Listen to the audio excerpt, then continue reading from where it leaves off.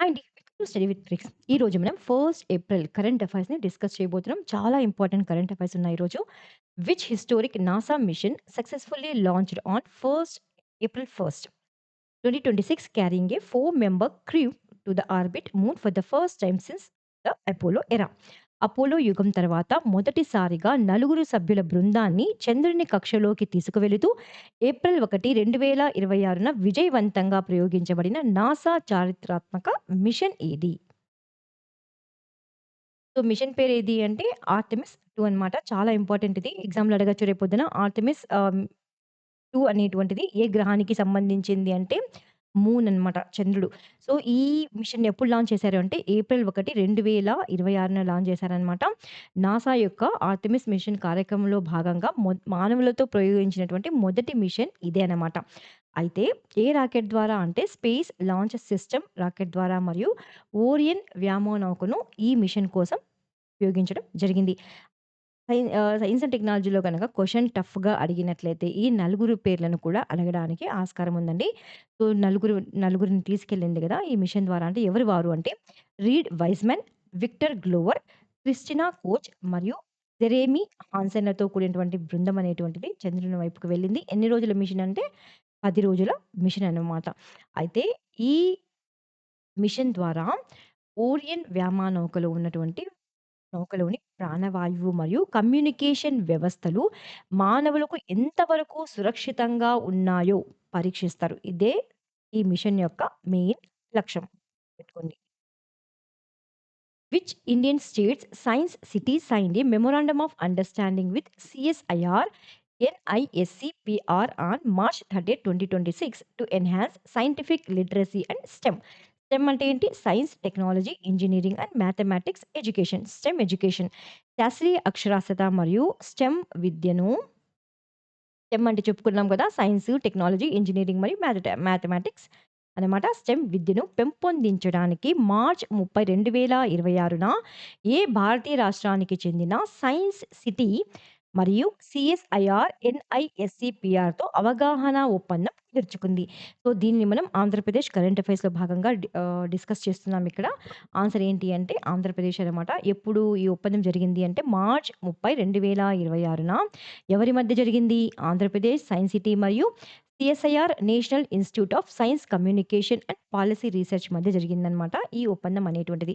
ఎన్ని సంవత్సరాలకి జరిగింది అంటే 5 సంవత్సరాల కాల పరిమితి కోసం ఈ ఒప్పందం అనేటువంటిది జరిగింది. అయితే ఈ భాగస్వామ్యంలో భాగంగా రాష్ట్ర వ్యాప్తంగా సైన్స్ కమ్యూనికేషన్ ఆవిష్కరణలు అంటే ఇన్నోవేషన్స్ మరియు సైన్స్ విద్య అనమాట. స్టెమ్ విద్య. స్టెమ్‌లో ఏమొస్తాయి? సైన్స్, టెక్నాలజీ, ఇంజినీరింగ్ మరియు మ్యాథమెటిక్స్ అనగా ఈ విద్యను ప్రోత్సహించడానికే ఈ ఒప్పందం అనేటువంటిది జరిగింది. ఇక్కడ మెయిన్‌గా గుర్తుపెట్టుకోవాల్సిందేంటంటే ఎవరి మధ్య ఒప్పందం జరిగిందని అడగొచ్చనమాట. ఎవరి మధ్య అంటే ఆంధ్రప్రదేశ్ ఆహ్, సై ఎస్ సైన్స్ సిటీ మరియు CSIR national institute of science communication policy research మధ్య జరిగింది. Which of the following is the fourth of 8 indigenously built anti-submarine warfare shallow water crafts recently delivered to the Indian Navy, known for being the largest Indian naval warship to use water jet propulsion? భారత నౌకాదళానికి ఇటీవల అందించబడిన 8 స్వదేశీ నిర్మిత anti submarine warfare shallow water క్రాఫ్ట్‌లలో నాలుగవది ఏది? ఇది వాటర్ జెట్ ప్రొపల్షన్ ఉపయోగించినటువంటి అతి పెద్ద భారతీయ యుద్ధ నౌకగా కూడా గుర్తింపు పొందింది. దీని పేరు ఏంటి? సో, ఏంది దీని పేరు అంటే ఐఎన్ఎస్ అగ్రి అన్నమాట. సో, ఈ ఐఎన్ఎస్ అగ్రేయ్ అనేటువంటిది భారత నౌకాదళానికి అందించబడినటువంటి అత్యాధునిక anti submarine warfare shallow water craft. అయితే దీనిని ఎవరు రూపొందించారు? కోల్కతాలోని Garden Reach Ship Builders and Engineers వారు స్వదేశీ పరిజ్ఞానంతో నిర్మించినటువంటి 8 నౌకల శ్రేణిలో ఇది ఎన్నవది అంటే నాలుగవదనమాట. ఆహ్, ముందు ఉన్నటువంటి నౌక పేరేంటి అంటే ఐఎన్ఎస్ అగ్రే అనమాట. దాని పేరు మీదుగానే దీనికి కూడా ఐఎన్ఎస్ అగ్రే అని నామకరణం చేయడం జరిగింది. మెయిన్‌గా ఇదేం చేస్తుంది అంటే తీర ప్రాంత నిఘా అనేటువంటిది చేస్తుంది. సముద్ర గర్భంలో శత్రువుల జలాంతర్గాములను గుర్తించి ధ్వంసం చేయడానికి హెల్ప్ అవుతుంది. సో, దీని పేరు ఒకటి గుర్తుపెట్టుకోండి. INS agree. Where was the inaugural edition of the World Buddhist Peace Conference 2026 held in March 2026? March 2026లో వరల్డ్ బుద్ధిస్ట్ పీస్ కాన్ఫరెన్స్ 2026 ప్రపంచ బౌద్ధ శాంతి సదస్సు అనమాట ఇది. యొక్క ఫస్ట్ ఎడిషన్ అనమాట. ఇంతవరకు ఎప్పుడు జరగలేదు ఈ ఎడిషన్. ఫస్ట్ టైం జరిగింది. సో, ఈ మొదటి ఎడిషన్ అనేటువంటిది ఎక్కడ నిర్వహించబడింది? చాలా ఇంపార్టెంట్ అండి ఇది. సో, ఎక్కడ నిర్వహించబడింది అంటే హైదరాబాద్‌లో. హైదరాబాద్ మరియు బుద్ధవనం. ఇక్కడ నాగార్జున సాగర్ అనమాట. మొట్టమొదటి ప్రపంచ బౌద్ధ శాంతి సదస్సు సమ్మిట్ అనమాట ఇది. ఎప్పుడు? మార్చ్ 27 నుండి మార్చ్ 29 వరకు ఎక్కడ? తెలంగాణలోని హైదరాబాద్ మరియు నాగార్జున సాగర్‌లోని బుద్ధవనం వేదికగా జరిగింది. అయితే ఈ సదస్సును ఎవరు నిర్వహించారంటే తెలంగాణ పర్యాటక అభివృద్ధి సంస్థ మరియు వియత్నాం బౌద్ధ సంఘం సంయుక్తంగా ఈ సదస్సును నిర్వహించారు. అయితే వీరు ఈ సదస్సులో భాగంగా ఒక ప్రకటన విడుదల చేశారనమాట. ఏంటి అది అంటే తెలంగాణ శాంతి ప్రకటన. ఇది అంతర్గత పరివర్తన మరియు నైతిక విలువల ద్వారా ప్రపంచ శాంతిని సాధించాలని ఈ ప్రకటన అనేటువంటిది నొక్కి చెప్తుంది. అయితే ఈ బుద్ధవనాన్ని అంతర్జాతీయ వరల్డ్ పీస్ సెంటర్‌గా అభివృద్ధి చేయనున్నట్లు తెలంగాణ ప్రభుత్వం ప్రకటించింది. ఈ సందర్భంగానే తెలంగాణ పర్యాటక శాఖ మంత్రి అయినటువంటి జూపల్లి కృష్ణారావు గారికి వరల్డ్ పీస్ కాంట్రిబ్యూషన్ పురస్కారం లభించింది. ఎగ్జామ్‌లో అడగొచ్చు. గుర్తుపెట్టుకోండి. Which Indian city was recently named in the inaugural 20 Cities Towards Zero Waste initiative led by the UN Secretary General's Advisory Board? ఐక్యరాజ్య సమితి సెక్రటరీ జనరల్ అడ్వైజరీ బోర్డ్ నేతృత్వంలోని ప్రారంభ 20 సిటీస్ టువర్డ్స్ జీరో వేస్ట్ అంటే శూన్య వ్యర్థాల దిశగా 20 నగరాలు చొరవలో అంటే కార్యక్రమంలో భాగంగా ఇటీవల ఏ భారతీయ నగరం చోటు దక్కించుకుంది? Very very very very important question అండి ఇది. కరెంట్ అఫైర్ ఇది. ఆన్సర్ ఏంటి ఇక్కడ అంటే వర్కల అనమాట. ఈ వర్కల అనేటువంటి ప్లేస్ ఎక్కడుంది? కేరళ ఉందనమాట. కేరళలో. కేరళలోని తీర ప్రాంత పట్టణమే ఈ వర్కల అనమాట. ఇది ప్రతిష్టాత్మకమైనటువంటి 20 సిటీస్ టువర్డ్స్ జీరో వేస్ట్ కార్యక్రమంలో చోటు సంపాదించి అంతర్జాతీయ స్థాయిలో గుర్తింపు పొందింది. అయితే ఈ కార్యక్రమం అనేటువంటిది ఎవరి నేతృత్వంలో అంటే ఐక్యరాజ్య సమితి సెక్రటరీ జనరల్ యొక్క జీరో వేస్ట్ అడ్వైజరీ బోర్డ్ నేతృత్వంలో మరియు యూఎన్ హ్యాబిటాట్ మరియు ఐక్యరాజ్య సమితి పర్యావరణ కార్యక్రమం యుఎన్ఈపి సహకారంతో ఈ కార్యక్రమం అనేటువంటిది నిర్వహించబడింది. చాలా చాలా ఇంపార్టెంట్.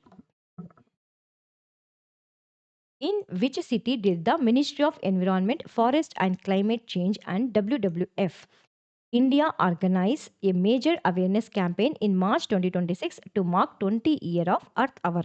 మార్చ్ 2026లో ఎర్త్ అవర్ 20 ఏళ్ళు పూర్తి చేసుకున్నటువంటి సందర్భంగా కేంద్ర పర్యావరణ, అడవులు మరియు వాతావరణ మార్పుల మంత్రిత్వ శాఖ మరియు WWF అంటే world wide fund for nature అనమాట ఇండియా సంయుక్తంగా ఏ నగరంలో అవగాహన కార్యక్రమాన్ని నిర్వహించాయి? ఏ నగరంలో అంటే గ్వాలియర్ అండి. ఎప్పుడు? మార్చ్ 28, 2026న ఎర్త్ అవర్ అనేటువంటిది ఎన్ని సంవత్సరాలు? 20 ఇయర్స్ 20 ఏళ్ళు పూర్తి చేసుకున్నటువంటి సందర్భాన్ని పురస్కరించుకొని ఎవరు? కేంద్ర పర్యావరణ, అడవులు మరియు వాతావరణ మంత్రిత్వ శాఖ మరియు WWF ఇండియా అనేటువంటివి సంయుక్తంగా ఇక్కడ మధ్యప్రదేశ్‌లోని గ్వాలియర్‌లో ఒక అవగాహన కార్యక్రమాన్ని నిర్వహించాయి. అయితే ఈ అవగాహన కార్యక్రమానికి వాళ్ళు ఏం పేరు పెట్టారు? నినాదం ఏమిచ్చారు అంటే give an hour for Earth అనేటువంటి నినాదం ఇచ్చారు. సో, ఎగ్జామ్‌లో అడగొచ్చనమాట. ఏ నినాదాన్ని ఇచ్చారు? అక్కడ జరిగినటువంటి కార్యక్రమంలోని. సో, నినాదం గుర్తుపెట్టుకోండి. చాలా చాలా important. According to ICRA, what is India's projected GDP growth rate for the fiscal year 2026-27? ICRA నివేదిక ప్రకారం 2026-27 ఆర్థిక సంవత్సరానికి భారతదేశ జీడీపీ వృద్ధి రేటు ఎంతగా అంచనా వేయబడింది? సో, ఎంతగా అంచనా వేయబడింది అంటే 6.5%గా అంచనా వేయింది. అయితే ఈ అంచనాను ఎవరిచ్చారు అంటే రేటింగ్ ఏజెన్సీ అయినటువంటి ఇక్రా ఐసీఆర్ఏ అనేటువంటిది ఇచ్చిందనమాట. సో, ఈ ఇక్రా అంచనా ప్రకారం భారతదేశం యొక్క జీడీపీ వృద్ధి రేటు అనేటువంటిది ఏ సంవత్సరానికి గాను 2026-27 ఆర్థిక సంవత్సరంలో ఎంతగా 6.5%గా తగ్గే అవకాశం ఉందండి. పెరిగే అవకాశం కాదు. గుర్తుపెట్టుకోండి. తగ్గే అవకాశం ఉంది. అయితే గత సంవత్సరంతో పోలిస్తే మాత్రం, గత సంవత్సరంలో ఎంతుంది వృద్ధి అంటే 7.6 ఉందనమాట. అయితే ఇప్పుడు ఎంతగా మారింది తగ్గింది అంటే 6.5గా మారింది. దీనికి రీజన్ ఏం చెప్తున్నారు? అంతర్జాతీయంగా పెరుగుతున్నటువంటి ఇంధన ధరలు మరియు సరఫరా గొలుసులో అంతరాయాలుగా రీజన్స్‌ని కారణాలుగా పేర్కొంటున్నారనమాట. Which international agreement, also known as the Bond Convention, is recently in the news for adding 40 new species to its protected list during the COP15 meeting. ఇటీవల జరిగిన COP15 సమావేశంలో 40 కొత్త జాతులను తన రక్షిత జాబితాలో చేర్చడం ద్వారా వార్తల్లో నిలిచిన అంతర్జాతీయ ఒప్పందం ఏది? దీనిని బాండ్ కన్వెన్షన్ అని కూడా పిలుస్తారు. ఎన్విరాన్మెంట్‌లో చాలా ఇంపార్టెంట్ కన్వెన్షన్ అండి ఇది. సో, ఇటీవల ఈ కన్వెన్షన్ అనేటువంటిది ఈ బాండ్ కన్వెన్షన్ సదస్సు ఒకటి జరిగిందనమాట. COP15 అని. సో, ఆన్సర్ ఏంటి ఇక్కడ అంటే convention on the conservation of migratory species. వలస వన్యప్రాణుల జాతుల పరిరక్షణపై ఒప్పందం అనమాట. దీన్నేమంటారంటే బాండ్ కన్వెన్షన్ అని అంటారు. ఎగ్జామ్‌లో ఏం అడగొచ్చంటే వన్యప్రాణుల జాతుల పరిరక్షణపై గల ఒప్పందాన్ని ఏమని పిలుస్తారు అని కూడా అలా అడగొచ్చనమాట ఎగ్జామ్‌లో. దాన్నేమంటారు ఈ ఒప్పందాన్ని అంటే బాండ్ కన్వెన్షన్ అని అంటారు. ఇటీవల ఎన్నవ కాన్ఫరెన్స్ జరిగింది అంటే 15థ్ కాన్ఫరెన్స్ 15వ ఎడిషన్ అనేటువంటి COP15 అనేటువంటిది జరిగింది. కాప్ అంటే ఏంటి? Conference of parties. Last time ఎగ్జామ్‌లో కాప్ అంటే ఏంటని కూడా అడిగారనమాట. సో, కాప్ అంటే సీఓపీ అంటే మీనింగ్ ఏంటి అంటే కాన్ఫరెన్స్ ఆఫ్ పార్టీస్ అనమాట. ఈ సమావేశంలో ఎన్ని కొత్త జాతులను రక్షిత జాబితాలో చేర్చారు అంటే 40 గుర్తుపెట్టుకోండి. 40 కొత్త జాతులను ప్రొటెక్టెడ్ స్పీసీస్ లిస్ట్‌లో చేర్చడం జరిగింది. Which space agency recently launched the Celeste mission with two in-orbit demonstrators satellites to test a low Earth orbit based navigation system. లో ఎర్త్ ఆర్బిట్ ఆధారిత నావిగేషన్ సిస్టమ్‌ను పరీక్షించడానికి 2 ఇన్ ఆర్బిట్ డెమాన్‌స్ట్రేటర్ ఉపగ్రహాలతో సెలెస్టా మిషన్‌ను ఇటీవల ఏ అంతరిక్ష సంస్థ ప్రారంభించింది? ఏ అంతరిక్ష సంస్థ ప్రారంభించిందండి అంటే యూరోపియన్ స్పేస్ ఏజెన్సీ అనమాట. ఎప్పుడు మార్చ్ 2026లో యూరోపియన్ స్పేస్ ఏజెన్సీ ఏ మిషన్‌లో భాగంగా తన యొక్క సెలెస్టా మిషన్‌లో భాగంగా ఐఓడి-1, ఐఓడి-2 అనేటువంటి మొదటి 2 ఉపగ్రహాలను ఎక్కడి నుండి ప్రయోగించింది అంటే న్యూజిలాండ్ నుండి ప్రయోగించడం జరిగింది. సో, ఇవి ఎందుకు ప్రయోగించబడ్డాయి అంటే ఇక మీరిక్కడ చూడొచ్చనమాట. అయితే ఈ ఏ ఆర్బిట్‌లో వీటిని ప్రయోగించారు ఉపగ్రహాలను అంటే లో ఎర్త్ ఆర్బిట్‌లో అండి గుర్తుపెట్టుకోండి. సో, ఈ ఉపగ్రహాలనేటువంటివి పొజిషనింగ్, నావిగేషన్ మరియు టైమింగ్ వ్యవస్థను పరీక్షించడానికి ఉద్దేశించబడ్డాయి. Which class of stealth frigates does INS Dunagiri belong to, which was recently delivered to Indian Navy after being built by Gordon Reach Shipbuilders and Engineers. ఇటీవల garden Reach Ship Builders and engineers ద్వారా నిర్మించబడి భారత నౌకాదళానికి అందించబడిన INS Dunagiri తరగతికి చెందినటువంటి stealth frigate ఏది? Answer ఏంటి ఇక్కడ అంటే నీలగిరి క్లాస్ అనమాట. ప్రాజెక్ట్ 17A కింద. సో, దీని పేరు గుర్తుపెట్టుకోండి. ఐఎన్ఎస్ దినగిరి అనేటువంటిది భారత నౌకాదళానికి అందించబడినటువంటి ప్రాజెక్ట్ 17A అంటే ఏ క్లాస్? నీలగిరి క్లాస్ అనమాట. నీలగిరి క్లాస్‌లో స్టెల్త్ ఫ్రిగేట్‌ల శ్రేణిలో ఎన్నవ నౌక ఇది అంటే 5వ నౌక. అయితే దీన్ని ఎవరు రూపొందించారు ఈ నౌకను అంటే వార్‌షిప్ డిజైన్ బ్యూరో అనమాట. రూపొందించారు. నిర్మించింది మాత్రం కోల్కతాలోని Garden Reach Ship Builders and Engineers. Which center has been recently designated by the Ministry of Environment as the National Repository for Deep Sea Fauna under the Biological Diversity Act 2002? ఇది పీఐబీలో న్యూస్‌లో ఉంది కాబట్టి చాలా ఇంపార్టెంట్ ఇది. Biological diversity act 2002 ప్రకారం కేంద్ర పర్యావరణ మంత్రిత్వ శాఖ ఇటీవల ఏ కేంద్రాన్ని national repository for deep sea fauna అంటే లోతైన సముద్ర జీవకాల జాతీయ నిధిగా గుర్తించింది. చాలా ఇంపార్టెంట్ అండి. గుర్తుపెట్టుకోండి. ఆన్సర్ ఏంటి ఇక్కడ అంటే భావసాగర రెఫరల్ సెంటర్. భావసాగర రెఫరల్ సెంటర్ అనమాట. ఎవరు? కేంద్ర పర్యావరణ, అడవులు మరియు వాతావరణ మంత్రిత్వ శాఖ.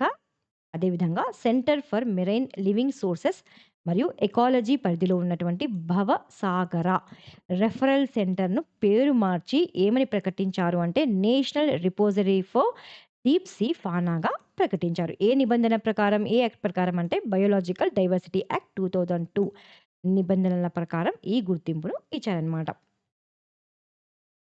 సో, ఇవి అండి ఈరోజుటి current affairs. Please like, share and subscribe. Thank you so much for watching Study with tricks.